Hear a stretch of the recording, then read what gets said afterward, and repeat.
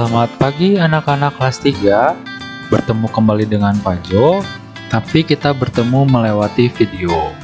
Semoga kalian tetap semangat dan juga tetap sehat dalam mengikuti pembelajaran jarak jauh ya anak-anak kelas 3. Dalam pembelajaran kali ini, kita akan belajar tentang matematika. Tema yang kedua, subtema yang pertama tentang manfaat tumbuhan bagi kehidupan manusia. Tujuan pembelajaran hari ini, yang pertama, peserta didik atau anak-anak kelas 3 dapat memahami sifat komutatif dalam penjumlahan. Yang kedua, peserta didik dapat memahami sifat komutatif dalam perkalian. Seperti apa nih sifat komutatif itu?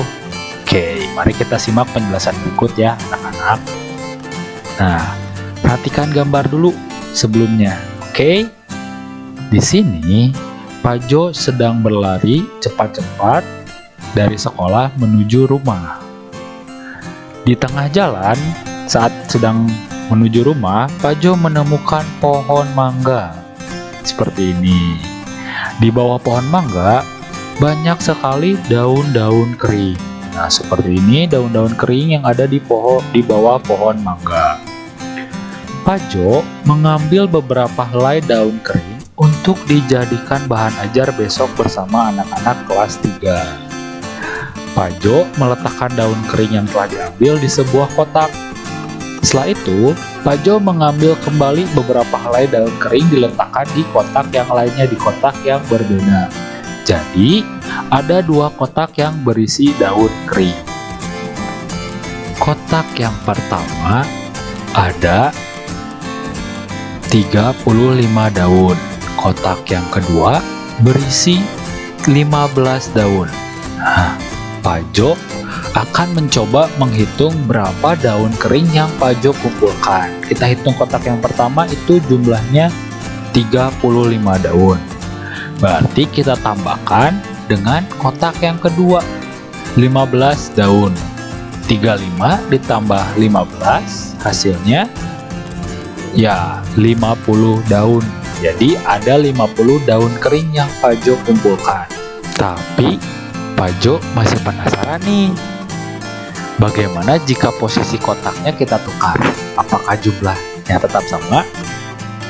Mari kita coba ya anak-anak kelas 3. Kita ambil kotak yang berisi 15 daun ditambah kotak yang berisi 35 daun kering. Kita jumlahkan 15 ditambah 35, hasilnya berapa?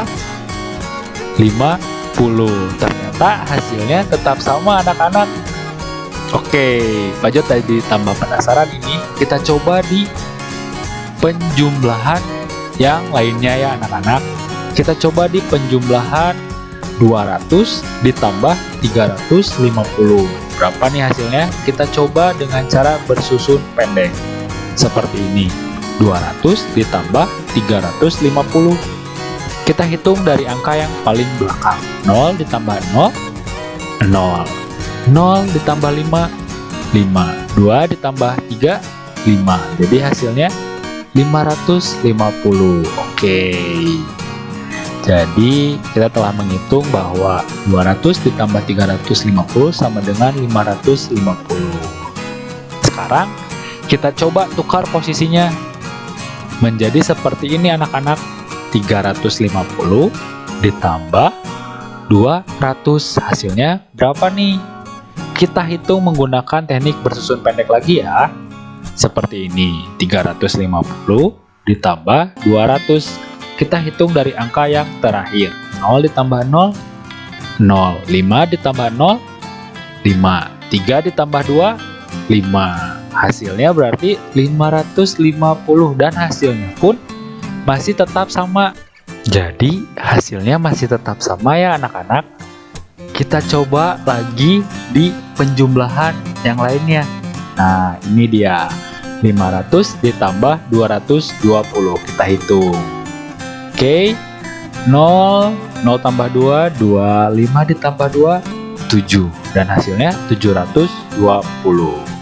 Sekarang kita tukar posisinya anak-anak. Nah, 220 yang duluan ditambah 500. Kita tambahkan 220 ditambah 500. 0, 2, 2 tambah 5, 7. Dan hasilnya masih tetap sama anak-anak. Jadi sebelum itu kita bisa menuliskan seperti ini. 500 ditambah 220 sama dengan 220 ditambah 500. Kenapa bisa seperti ini? 500 ditambah 220 sama dengan 720 sama halnya dengan 220 ditambah 500 yaitu 720. Jadi hasilnya itu sama. Jadi kita bisa menulis seperti ini anak-anak. 500 ditambah 220 sama dengan 720. Dan sebaliknya setelah ditukar posisinya 220 ditambah 500 sama dengan 720. Oke. Jadi meskipun kita tukar posisinya hasilnya tetap sama. Nah, kenapa bisa seperti ini?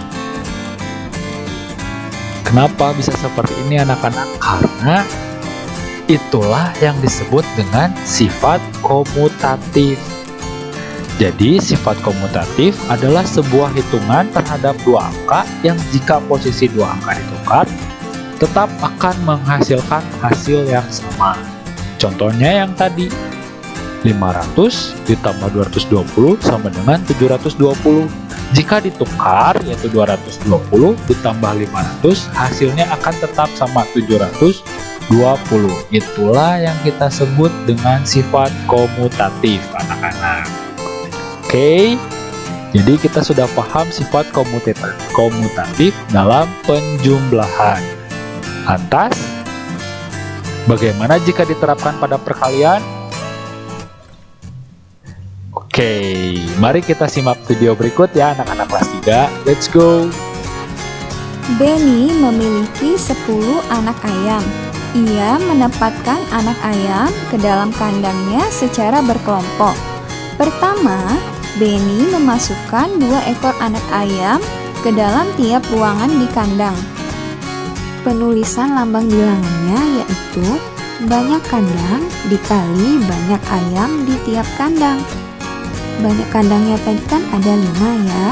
Kemudian di tiap kandang ada 2 ayam. Maka 5 dikali 2 sama dengan 10. Kedua, Benny kemudian mengubah banyak anak ayam tiap kelompok menjadi 5 ekor. Nah, bagaimana ya penulisan lambang bilangannya? Caranya masih sama. Kita kalikan banyak kandang dikali banyak ayam di tiap kandang. Nah, sekarang kandangnya ada 2. Kemudian ayam di tiap kandang ada 5. Maka 2 dikali 5 sama dengan 10. Nah, hasilnya sama bukan? Disitulah berlaku sifat komutatif pada perkalian. Maka 5 dikali 2 sama dengan 2 dikali 5. Contoh selanjutnya, terdapat 6 buah kandang ayam. Masing-masing kandang berisi 2 ekor ayam. Bagaimana ya penulisan lambang bilangannya? Caranya masih sama, yaitu banyak kandang dikali banyak ayam di tiap kandang. Berarti 6 dikali 2 sama dengan 12. Sekarang kita coba tukar jumlah ayamnya ya. Kita kelompokkan 6 ayam di dalam 2 kandang. Bagaimana penulisan lambang bilangannya? Penulisan lambang bilangannya yaitu 2 dikali 6 sama dengan 12. Nah, hasilnya sama-sama 12 bukan?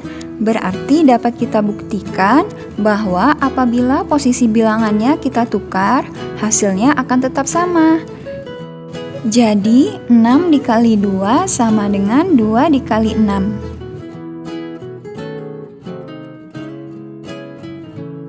Sekarang kita coba mengerjakan soal yang lain dengan memperhatikan sifat pertukaran pada perkalian.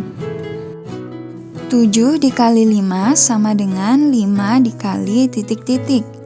Angka berapa yang tepat untuk mengisi titik-titik tersebut? Kita menggunakan sifat pertukaran ya. Bilangan yang terdapat di depan akan ditulis di belakang. Bilangan yang di belakang akan ditulis di depan.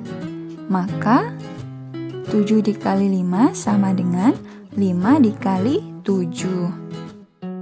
Contoh kedua, 9 dikali 6 sama dengan titik-titik dikali 9. Angka berapa ya yang tepat untuk mengisi titik-titik tersebut? Iya, benar, 6. 9 dikali 6 sama dengan 6 dikali 9. Contoh selanjutnya, 10 dikali titik-titik sama dengan 4 dikali titik-titik. Jawabannya adalah 10 dikali 4 sama dengan 4 dikali 10. Contoh selanjutnya, 8 dikali titik-titik sama dengan 15 dikali titik-titik. Angka yang tepat untuk mengisi titik-titik tersebut adalah, ya benar, 15 dan 8. Jadi 8 dikali 15 sama dengan 15 dikali 8. Bagaimana? Mudah bukan? Silahkan anak-anak coba mengerjakan soal yang ada di bukunya ya.